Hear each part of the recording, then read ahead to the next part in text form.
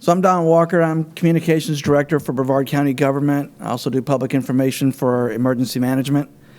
I'm here today with Emergency Management Director Kimberly Prosser, District 1 Commissioner Rita Pritchett, who's also the Vice Chair of the Brevard County Commission and also the Chair of the Policy Group, County Manager Frank Abate, Public Safety Director Matt Wallace, the one and only Sheriff Wayne Ivey, Fire Rescue Chief Mark Schomeyer, and also Maria Stahl, who is the Brevard Administrator for Florida Department of Health.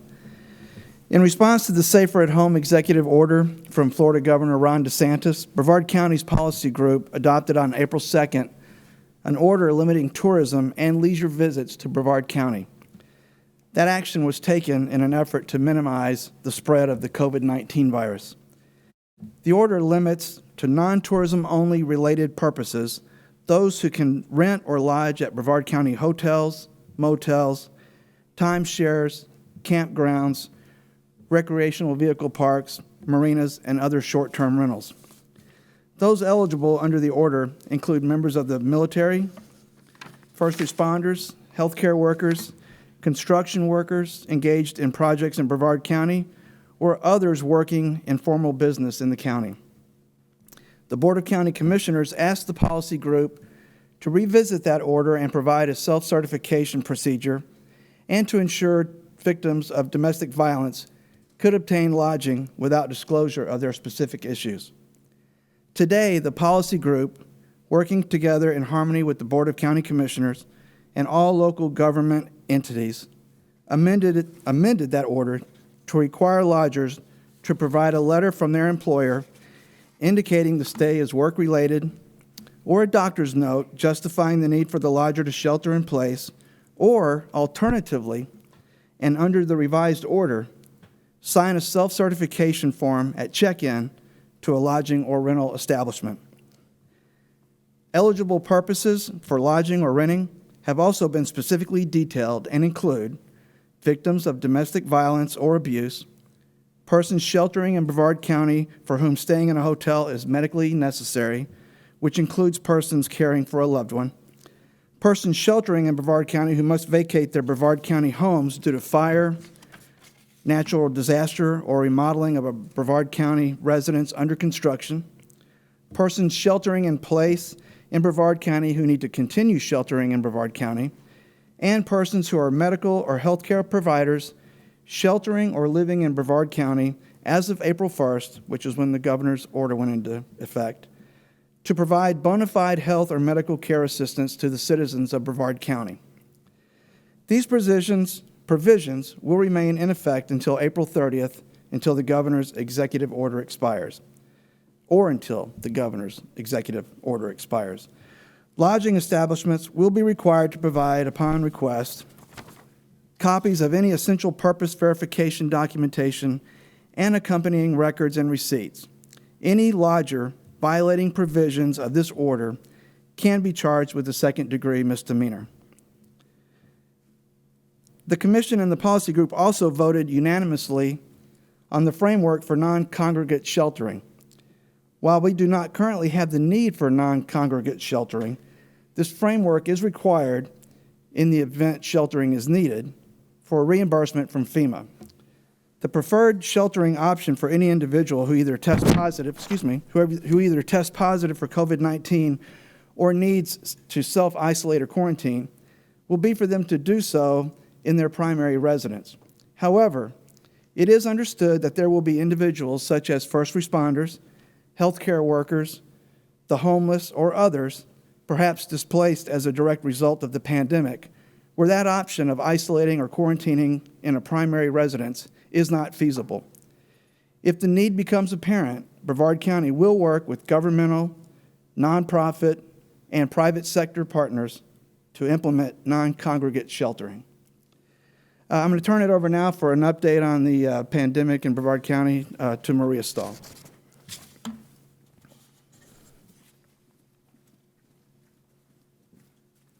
Good afternoon, everyone. I will go ahead and review some of the updates on the 11 o'clock dashboard release for Brevard County. Currently, we have 187 cases. That is an increase of 14 since last night. Our positivity rate for all the testing done in Brevard County is about a 4.6%. We've been hovering around 5%, and that is lower than the state, which is about hovering around 10%. Cases that we have with residents and employees of long-term care facilities are 10, and we remain at 6 deaths in Brevard County. Currently, we have 12 patients in the hospital who are COVID positive. We have 8 currently in ICU, and 5 of those are on ventilators. Talking with hospitals, we are, one of the things that we are doing at the health department is we are in constant communication with the hospitals. We are looking at the reports twice a day, and we are also planning with them, along with emergency management, for potential surge if that were to occur. The other thing that we are doing is focusing on the elderly and the vulnerable population. We have staff that are calling down to the long-term care facilities every other day to assess their needs and see how they're going. If there is a need that is determined from those phone calls, our EPI staff is going out to the long-term care facilities and actually assessing in person. And the other thing we're doing is we're working with emergency management to procure supplies for them, the PPE supplies. As far as testing at the health department, we're currently doing the drive-through collection testing for those that are in the priority 2 category, and those are people with symptoms plus either a healthcare worker or a first responder, those greater than the age of 65, and those with underlying health conditions. And the same as before, the number to call is 321-454-7141. They will be screened and registered, so that all they have to do is drive through at their appointment time. Our epidemiology staff is in contact with every single positive case for contact tracing. They are contacting them within 24 hours of us being getting the report of the case. Lastly, we are definitely messaging social distancing, keeping 6 feet between yourself and others, avoiding hugs, handshakes, large gatherings in close quarters, and to keep crowds less than 10. And that is what I have to report. Sheriff Ivey, did you want to say a few words? Thanks. Yeah, just real quick, our protocols are continuing at the jail. So far, we've been very fortunate in how our team has handled that, and we've been very fortunate not to have any incidents in there. I can tell you that we're still working, as we always have, to make sure our citizens are safe. Obviously, we see a very decreased amount of traffic out on the roads. Everybody is doing everything they can to work throughout the community. The only other things that we're seeing is just people trying to quarantine themselves, if you will, trying to make sure they're practicing social distancing, and our team continues on the education and awareness path of trying to make sure if we do see people congregating, especially on the weekends, as everyone's out trying to get a little exercise and things they're doing, we're continuing to do an education and awareness component, making sure that they know what they need to be doing. But so far, as our community always does in these critical times, they're doing exactly what we're asking them to do. And those that are maybe not from this area, those that are struggling with it a little bit, when we talk to them, they all say, hey, no problem, we'll take care of it. So it's been pretty good up to this point. Okay, so we'll open up the floor for a few questions if you've got any. So let's talk about like the different sheltering phases. Like when would they be implemented and what like worst case scenario? Yeah. Hi, so I'm Kimberly Prosser, the Emergency Management Director. So the sheltering is not needed at this moment, but we just have to have a plan in place in case it is. And so it's for the situation where there's someone who either doesn't have a home or the home that they're in is not appropriate or safe for them to stay in when they are considered a person under investigation or actually diagnosed as COVID positive. So it's a case-by-case basis. And then moving forward to hurricane season, if people had to go to like different shelters because of like, you know, Cat 3 or so, how would you guys implement like the CDC's guidelines if coronavirus is still an issue at that point? We're actually looking at that, considering what the CDC guidelines are, what the Red Cross guidelines are, and making plans for what that will involve. Go ahead, Dave. A question for Sheriff Ivey. Sure.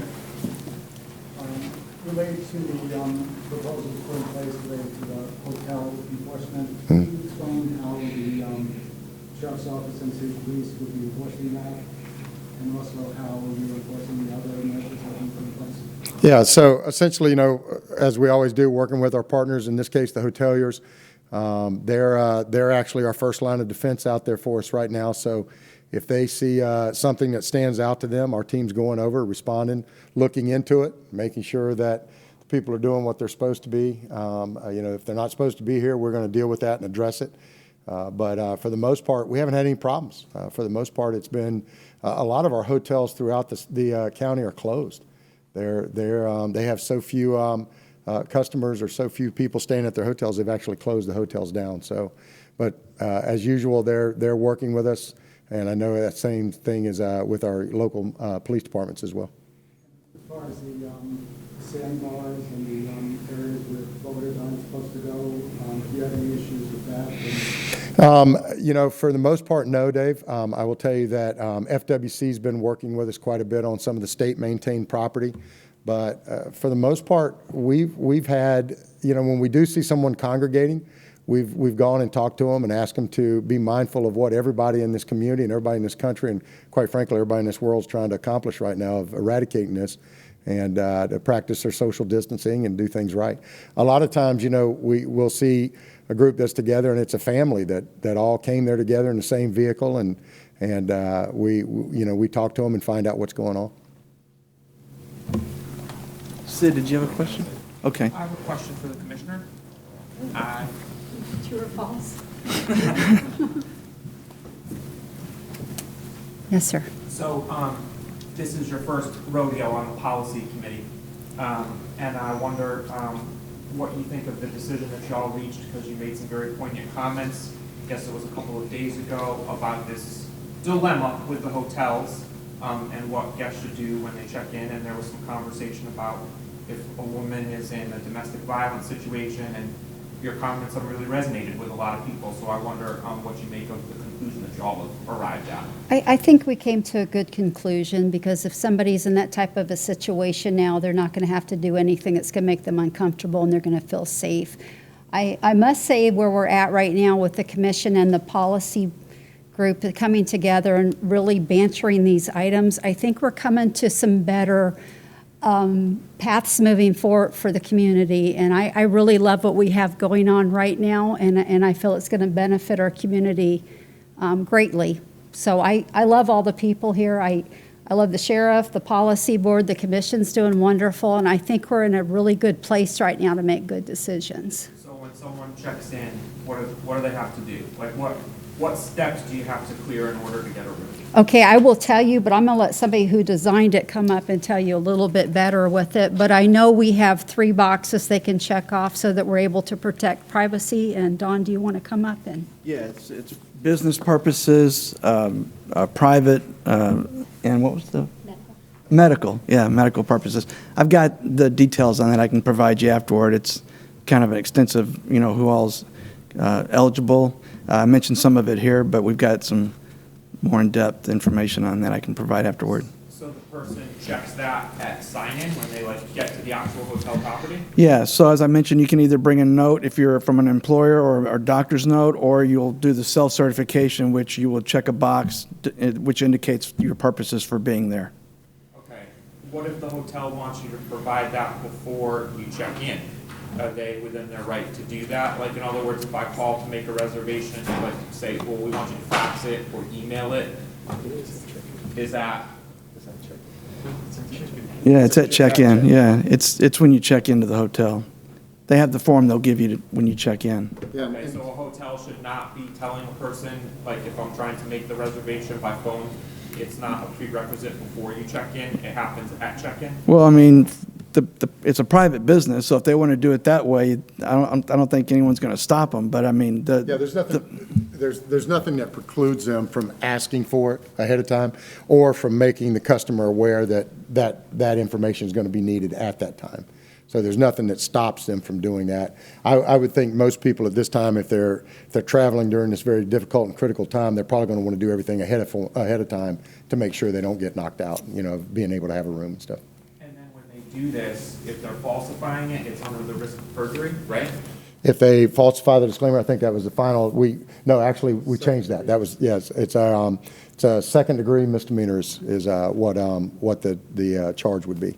But, again, I will tell you, and we've done a lot of talking about this issue, it's really an issue that we're putting in place and we may never even have to use. I mean, most people are being very respectful right now. The hoteliers are doing their due diligence on the front end as well. So I think this is one of those that we've spent a lot of time in trying to make sure we get right. Obviously, wanting to make sure we protect anybody that could be the victim of crime, anybody that's coming here to work, any of those things. But at the end of the day, I don't know that it's even going to ever be an issue. Go ahead, Jim. Can somebody with the health department kind of walk us through the contact tracing, how that's done, what exactly is done? Sure. The contact tracing is once a client is identified as being positive, which we do get all the positives from any of the labs, any private doctors, and then they call. They absolutely call each positive case. They'll go out and visit if need be, depending on where they are, and they will identify all their close contacts. Okay. All their close contacts will need to self-isolate and for 14 days to see if they develop symptoms or not. The individuals that are positive, those that aren't close contacts, it's up to them at that point whether they want to disclose to anyone else. The other thing we would do with the contact, depending on where they work or where they've been, we would reach out there also. Are there enough test kits to handle what's going on right now? We have. How many would you need to sort of reopen the economy? Like what level of testing? We have plenty of kits right now for what we're doing, and we do have private entities out there also doing testing, and they have plenty of kits.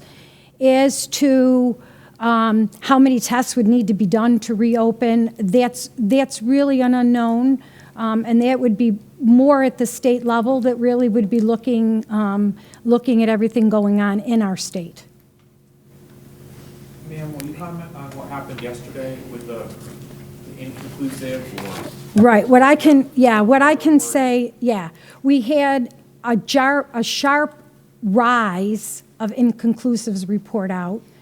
Then there was a fall of inconclusives, and the fall was not just us; it was other counties also. So if you look at it, it was other counties.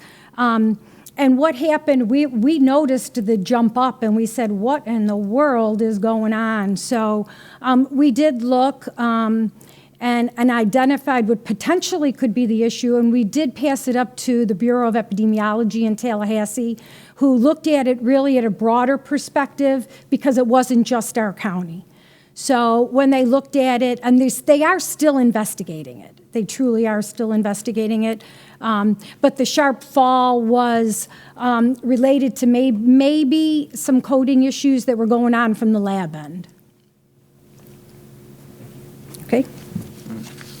All right, we'll shut it down. Appreciate it, y'all. Thanks for coming.